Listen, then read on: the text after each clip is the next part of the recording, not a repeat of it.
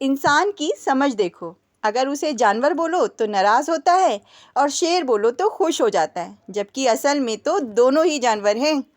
Hi friends, मैं हिज़ा ज़िंदगी के सफ़र में अपनी नई कहानी के साथ आपका स्वागत करती हूँ। उम्मीद करती हूँ आप लोग बहुत अच्छे होंगे। तो चलिए शुरू करती हूँ आज की मैं अपनी नई कहानी।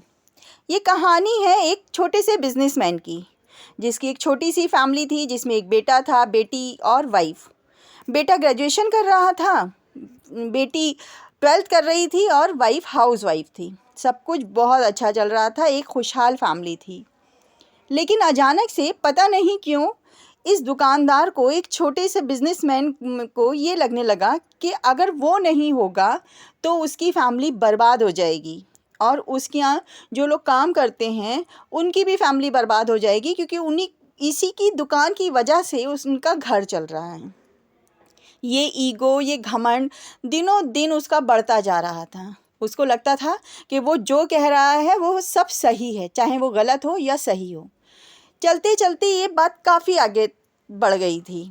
थोड़े थोड़ा ईगो की वजह से उसके घर वाले भी परेशान रहने लगे थे। लेकिन ठीक है, फिर भी फैमिली है, सब सही चल रहा था।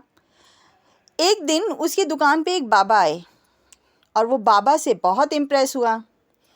वो बाबा के आश्रम जाने लगा।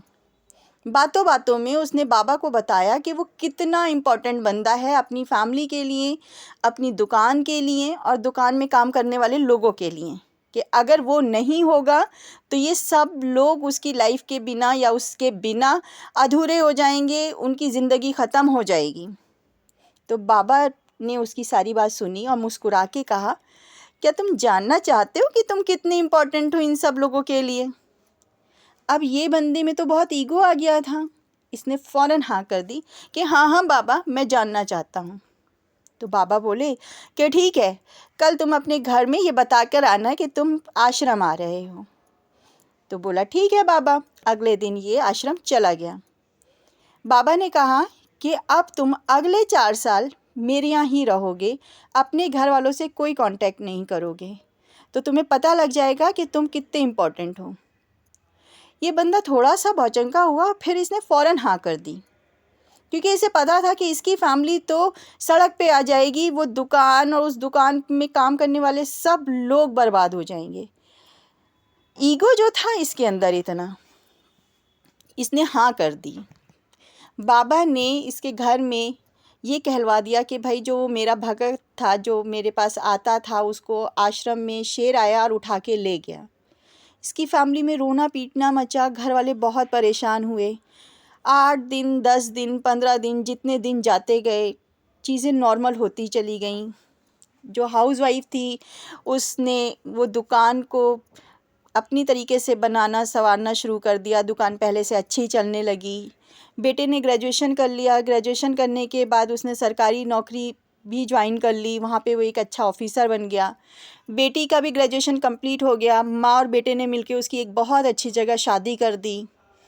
जो मकान ये ग्राउंड फ्लोर पे छोड़ के गया था, अब वो मकान 3 मंजिला बन गया था। घर में बहुत खुशहाली थी, सब चैन सुकून से थे। जो वर्कर इनका काम कर रहे थे वो भी थे और अब और ज़्यादा वर्कर लग गए थे, क्योंकि दुकान का काम बढ़ा दिया था इसकी वाइफ ने। एक दिन ये अचानक अपने घर पहुंचता है और जब देखता है कि इसके बिना भी दुनिया चल रही है, इसके बिना भी सब लोग खुश हैं, इसके बिना भी जो चीज़ें ये छोड़ के गया था, इसको लग रहा था वो बर्बाद हो जाएंगी, जब इसने लौट के आके देखा तो वो चीज़ें और अच्छी हो गई। तो इसने आके अपने घर वालों से माफ़ी मांगी और अपना सारा किस्सा इन्हें बताया कि कैसे बाबा के साथ मिल के उसने ये सब प्लान किया था, सिर्फ ये जानने के लिए कि वो अपनी फैमिली के लिए कितना इम्पोर्टेंट है और उसकी फैमिली उसके बिना कितनी अधूरी है, उसके बिना कितना अधूरापन आ जाएगा, वो लोग शायद जी भी नहीं पाएंगे। इसको ऐसा लग रहा था कि अब तक तो सब कुछ बर्बाद हो गया होगा। ये सब सुन के उसकी वाइफ, उसके बच्चे और बेटी को बहुत गुस्सा तो आया, लेकिन कहीं ना कहीं उन्हें एक तसल्ली हो गई कि उनका फैमिली मेम्बर वापस आ गया। ये कहानी उस बिजनेसमैन की नहीं है, ये कहानी हम सब की है। हमें सिर्फ आदत लग गई है अपनी इम्पोर्टेंस जताने की, और हम ये भूल जाते हैं उस इम्पोर्टेंस जताने के चक्कर में कि हमारे बिना भी दुनिया है, हमसे पहले भी थी और हमारे बाद भी ये दुनिया चलेगी। अगर कुछ कमाना है तो वो रिश्ते कमाओ।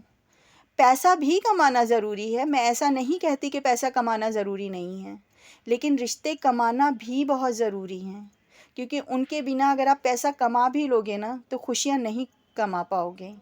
अहंकार छोड़ दो, सिर्फ यही कहना चाहती हूँ। इसी के साथ मैं हिज़ा आपसे लेती हूँ इजाज़त, मिलूँगी अपनी नई कहानी में। तब तक आप अपना बहुत सारा ख्याल रखिएगा।